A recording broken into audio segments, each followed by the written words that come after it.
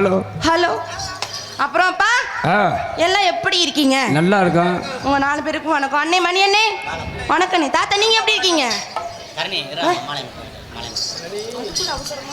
இங்கு டான்ஸாக வேடந்தை நடத்தி கொண்டிருக்கும் தருணிஸ்ரீ அவர்களுக்கு விழா கமிட்டி சார்பாக மாலை அணிவித்து மரியாதை செய்யப்படுகிறது. எனக்கெல்லாம் மாலை அணிவித்து கௌரவப்படுத்திய ஊர் பெரியவர்களுக்கும் தாய்மார்களுக்கும் மற்றும் இளைஞர்களுக்கும் மனமார்ந்த நன்றி அந்த வணக்கம். பெருசா இருக்கு என்ன பண்ண. சரி இருக்கட்டும். அப்புறம் மைசூர் அண்ணே நீங்க எப்படி இருக்கீங்க? கண்ணாடியப்பா தான் நான் யாரோ நினைச்சிட்டேன். சாப்பிட்டீங்களாப்பா? சரி ரொம்ப சந்தோஷம். நான் கவனிக்கல ஒழுங்கா கவனிக்கவே.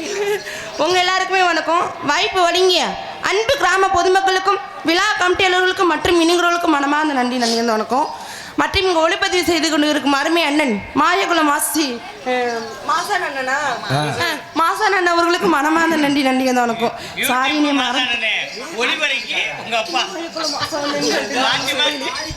சரி ரொம்ப சந்தோஷம். இருந்தாலும் நம்ம வந்த வேலைக்கு போவோமா? பிடிங்க உங்க சாமான கையில பிடிங்க. கொப்பரை வேற பூதியா இருக்கு மாமா. சரி கேட்டீங்களா அங்க இதை பார்த்தீங்களா?